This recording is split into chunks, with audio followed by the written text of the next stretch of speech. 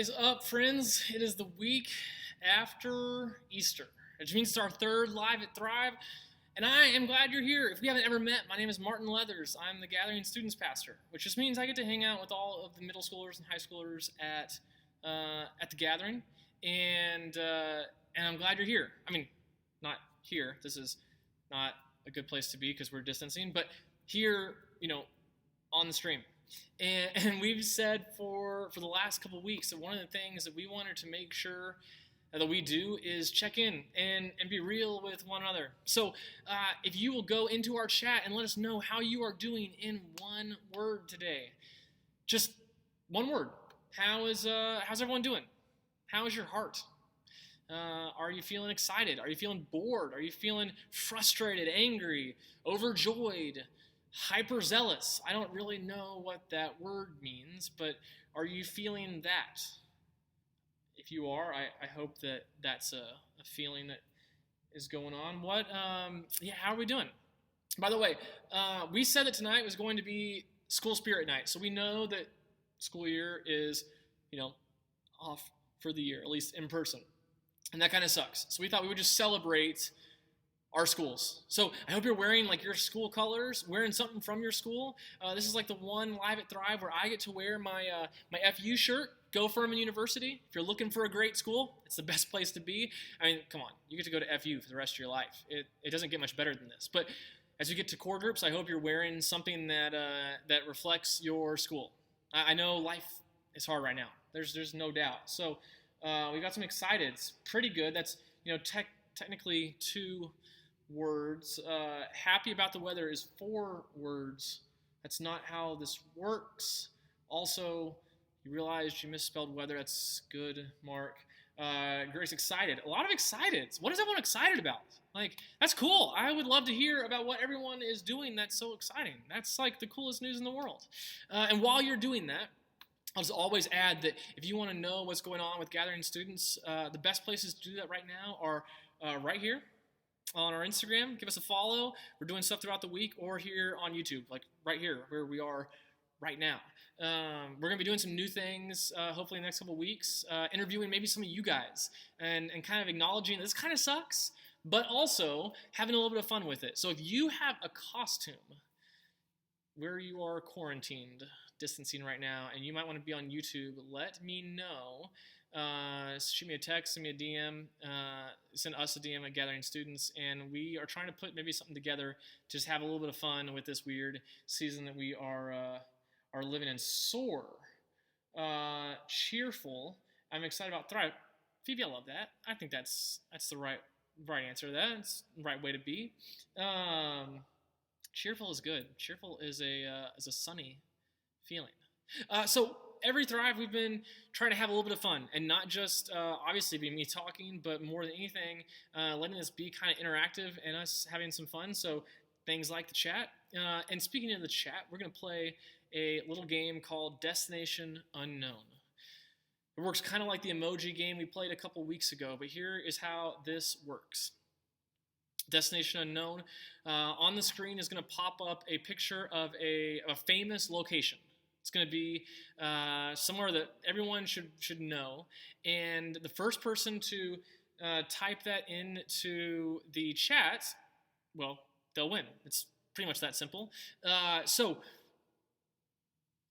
you win by typing either the name of the actual place, the thing, or by typing where it is. So let's say it was I don't know, the Lincoln Memorial. Type Lincoln Memorial or Washington, D.C. So that's that. The problem is they're going to be a little bit pixelated, and they'll slowly get less pixelated. So the first person who can come up with what this destination is, you will win the round. 2 weeks ago, we gave away pizza. That's not going to be this week. I hope you enjoyed it, Grace and Lucy. But maybe next week. Until then, here is our first destination. That is not particularly helpful or specific. It does look a little bit like Super Mario, though, and I really like Super Mario World. So old school like Super Nintendo, but we are getting a little more clear, a little clearer picture. Again, I'm a little bit behind where you guys are, so you guys might be in the chat already knowing what this place is, and I might be behind. I apologize for that. There's about a 10-second delay. No, it is not the arch, although that would be obviously the most awesome thing we could have chosen. And no, it is not a mountain. It does look kind of like a mountain. It's not a tree. A little more specific than that. Again, something that most people would have known. We're getting a little more clear now. Again, the Super Nintendo vibe is really coming through in a pretty awesome way at this point. If you notice me looking to my left, that's just me checking the chat. We are a pole. It's not a pole. Again, a little more specific than a pole. Probably a little more famous than a pole. It is not the Washington Monument, although a great guess, Sadie. We are getting like crazy clear now. Anybody? I'm looking for the first person to type in Rio. That is a great guess, Grace, but no, it is not Rio. Cora has actually gone ahead and identified our first destination. It is Paris, Eiffel Tower. Now they're coming in. Job well done, friends. Again, we're going to do more of these, but Paris. Well done, everyone coming in. So that's again the Eiffel Tower. So don't start guessing. All right, round 2. This one's maybe a little more straightforward, or maybe a little harder. I'm not sure, but here we go. Colors change as the pixelating changes. Don't get her pizza. She gets free Domino's. I want free Domino's. That's like the greatest thing I've ever heard. All right, here we go. We're getting a little clearer here. A real red, white, and blue vibe with a little bit of brown, which is new. Here we go. I'm seeing getting some pinks in there, which is a nice touch. Really adding some texture to this. No, it's not the Titanic, although that's maybe the most incredible guess I've ever seen in my life, Sadie. Is not the Titanic. We're getting a little clearer. Feel like we're getting a little bit more advanced screening than the last round. Getting some whites, some tans. And now a very tall red pole, which is sort of going away here. Sadie, it wasn't the Titanic, but yes, it is indeed the Golden Gate Bridge in San Francisco. Again, job well done. Just jumping in front of everybody. I like that. Anna, close, but just a little bit behind Sadie. It's really a sophomore kind of day today. All right, we're going to play one more. Then we're going to jump ahead. So, get your, again, Golden Gate Bridge. So, don't worry about that one. Maybe a little more obscure here. Let's try something different. Real earthy tone. Got some white, some blues, some greens, almost a black green here. Ooh, more skin tones. I really like how the colors change as the pixels get more defined. It really feels like it adds something kind of texture to the pictures. You know, it feels like it's going somewhere. All right, we're getting again some more earthy tones. I'm seeing.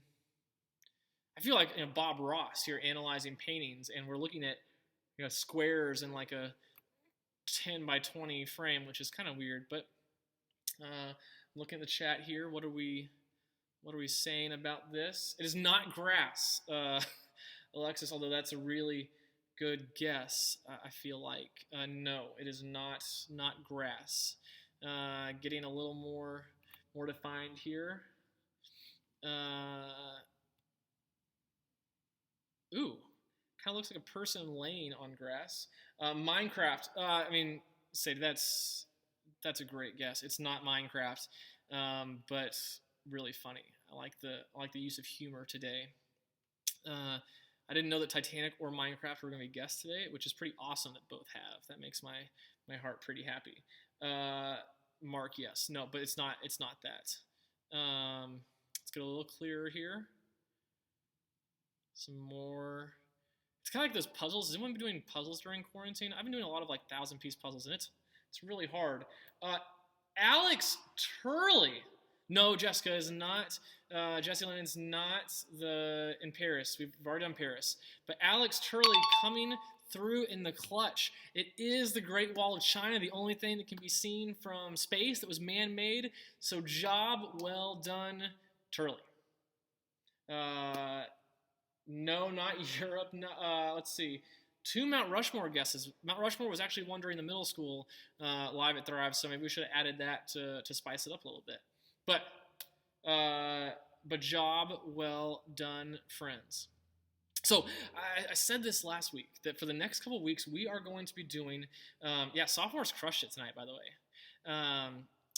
We're going to be doing, walking through these 5 practices that are things that the Christians around the world have been doing for like literally thousands of years. And they're like staple practices that Christians have said, the more we do this, the more we practice these, the more space we make in our lives for God, the more space we leave for faith to grow. And so here at the gathering, we have named these as like the 5 practices that we think if you are willing to engage in these 5 practices, that this is where we make space for God to grow faith in our lives. And which got me to thinking that like anything else, the more we practice it, the better we get at it, the more comfortable we get at it, the more expertise we gain in it, if that's the right way of thinking about it. And so the question is, what is the thing in your life that you've spent the most time practicing for? Maybe it's a sport. Maybe it's an instrument. Maybe it is a big test, ACT, SAT. I know, too soon. I'm sorry.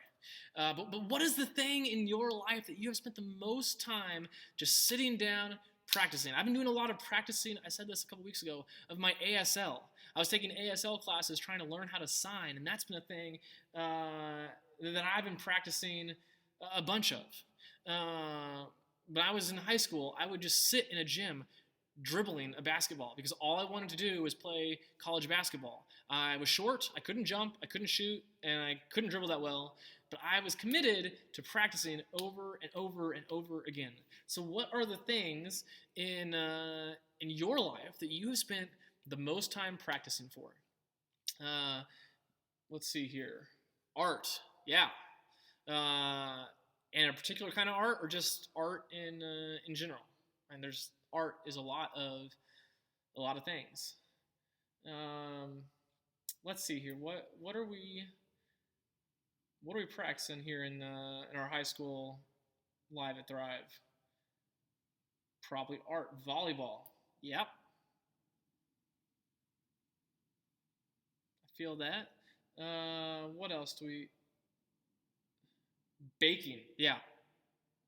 I think we should all practice baking right now because the brownies in the Leather's house are saving my life. Art, drawing. Yeah.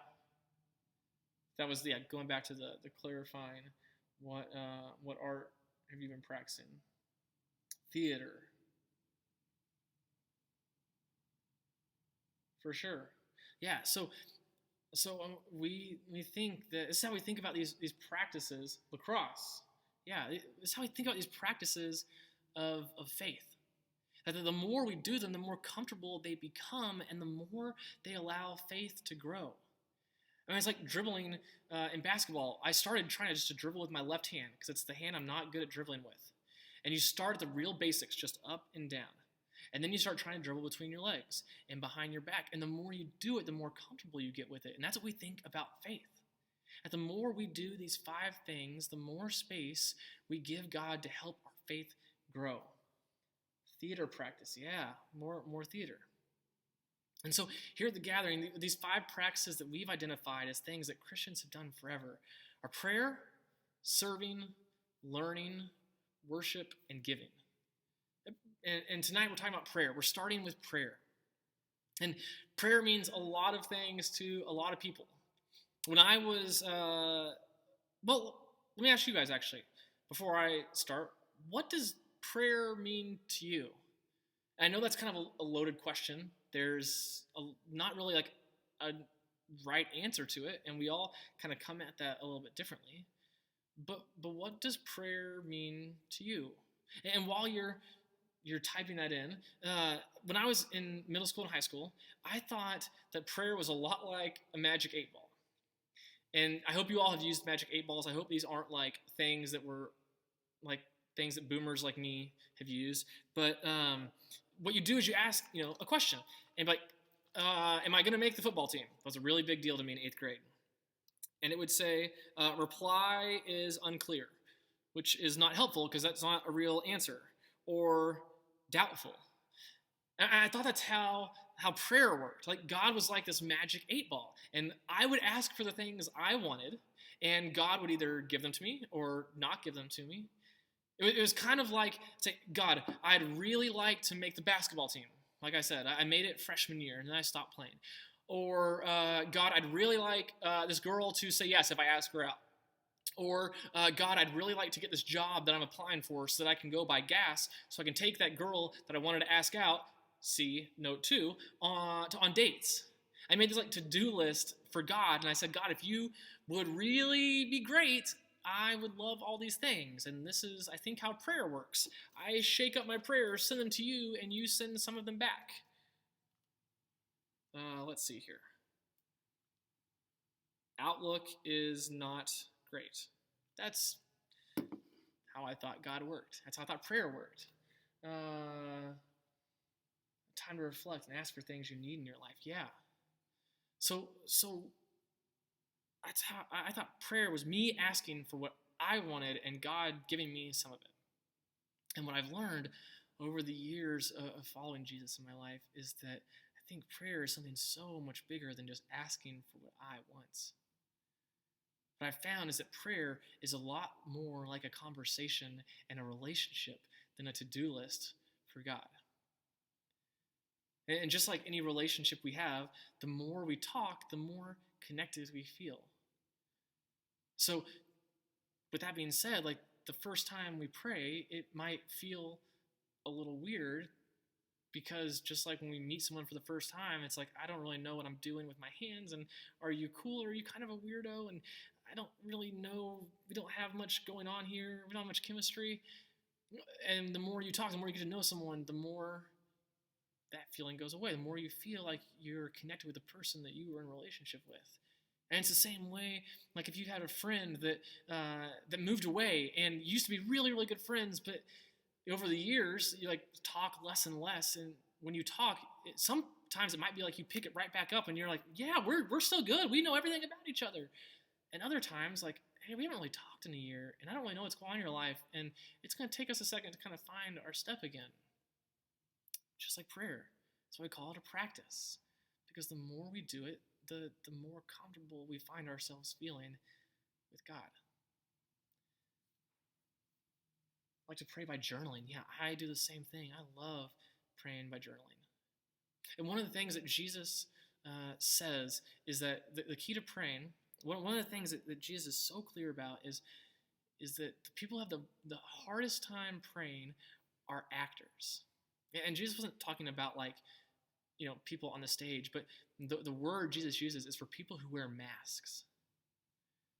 People who try to portray their one thing, tell the world it's all good, I've got it all together, and then they don't, because none of us have it all together. And the people who build the deepest connection through prayer are the people who are able to be real with God, to take the masks off. That's what prayer is. It's us opening ourselves to God. Not having all the answers, not having everything figured out, no fancy words, not like some special prayer vocabulary that only the pastors or the core group leaders or whoever have. Just us being real with the God who made the universe and made us. So here's what we're going to do tonight. It's going to be a little bit different and kind of a little bit weird, I bet, for some of us. And that's okay. It can be a little weird. And that's fine. And in core groups, we're going to follow up on this. And it might be something a little bit different. We're going to do a little bit less, like open a Bible, talk about it, that kind of thing. And we're going to try to kind of practice these practices in core groups. So here's what I want everyone to do. Find a place where you can just get comfortable. Find a place, it doesn't even have to be in front of the screen. Maybe a place where you can hear my voice, but maybe isn't just looking straight at a screen. In fact, we're going to take down some of the stuff on the screen to be less distracting. And we're going to do this thing that the Christians have been doing for thousands of years called a centering prayer. And it's just a way for us to center ourselves before we pray. A way to center ourselves as we are trying to find ourselves just connected and real with God. No masks. So find a place where you're comfortable. Find a place where you can just sit and be. And we're going to put a little bit of music on underneath us. And here's our prayer. Just invite you to take deep breaths in and out. Deep inhales and deep exhales. And as you breathe in, just simply pray, God, fill me. And breathe out. As you breathe in, God, fill me. And breathe out. You can close your eyes, you can open your eyes, you can look up, you can look down, you can hold your hands up, you can clench your hands together, you can put them on your knees. There's no right posture or position for praying. But keep taking deep breaths in and deep breaths out. God, fill me. And then as you're sitting there, when you think about your day, from the very beginning, from the time you woke up until now, think about the highs, think about the lows, what's been great and what's been hard, and what's just been, what's been boring, what's been exciting, and just keep breathing in, God, fill me, and out. And here's what I want you to do as you're thinking through your day. Know that there is not a moment today where God was not with you. There's not a moment in today where God's love was not for you. And as we're sitting, just breathing in and out, let this be our prayer today. It's a psalm. It's a prayer from the middle of the Bible. And this is our prayer today as you think through your day. Lord, you have examined me. You know me. You know when I sit down and when I stand up. Even from far away, you comprehend my plans. You study my traveling and resting. You are thoroughly familiar with all my ways. There isn't a word on my tongue, Lord, that you don't already know completely. You surround me front and back. You put your hand on me. That kind of knowledge is too much for me. It's so high above me that I can't fathom it.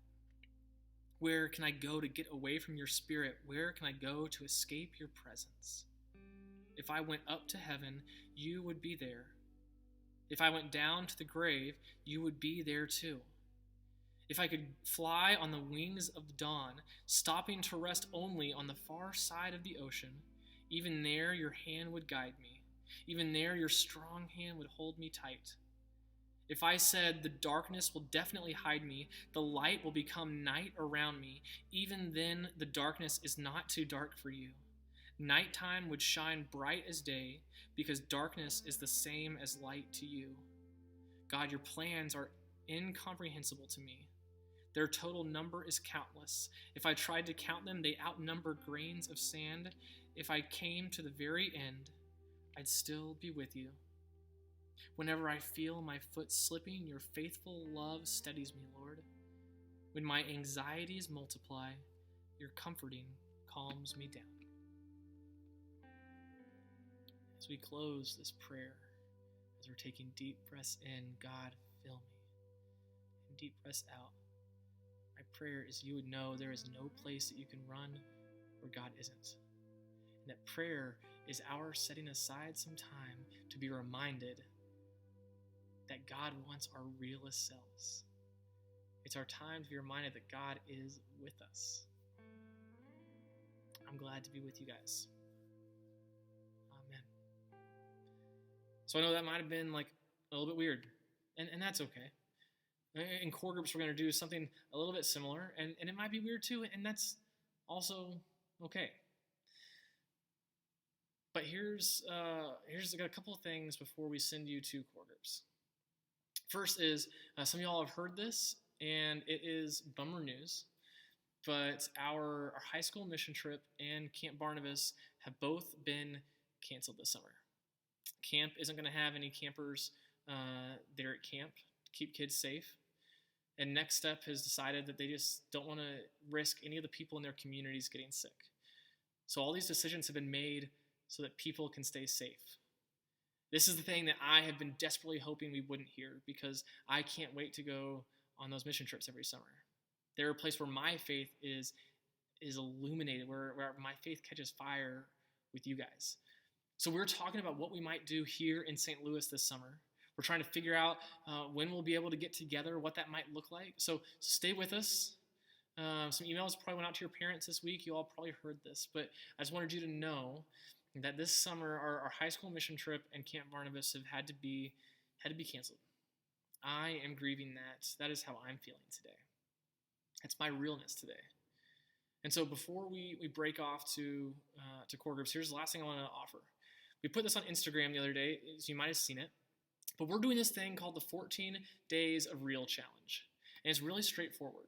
A couple of our core group leaders are doing it. A couple of you all have said you wanted to try it. So I've dropped off some stones on your front porches, little small stones. And all they are a chance for us to be real with God. We're feeling a lot of feelings right now.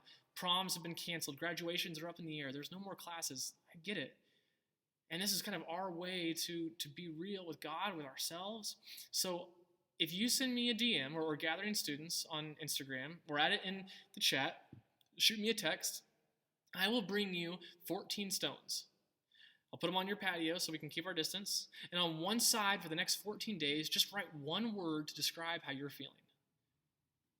Just be real, whatever it is. But on the other side, we're inviting everyone to write one thing you're thankful for. Because even in the middle of this, when everything feels like it's up in the air and things are getting canceled and there doesn't seem to be much going great, there is always something that God is blessing us with. And that might even just be like air to breathe. Maybe it doesn't feel like there's anything to be thankful for, but it's a way for us to remind ourselves to be thankful for what God's doing in our lives. If you'd like 14 stones delivered to your front porch, I'm going to be doing it early this week. So just, again, shoot me a text. Send us a DM on Instagram, or add it to the chat here on YouTube. We'd love to get that to you. Friends, I love you guys. I can't wait to be back like in the same physical presence with y'all. I miss you. But until then, I hope you hop into core groups. You should have gotten those links from your leaders, or your parents should have got an email with those links. We'll see you next week. But until then, enjoy core groups. Love you guys.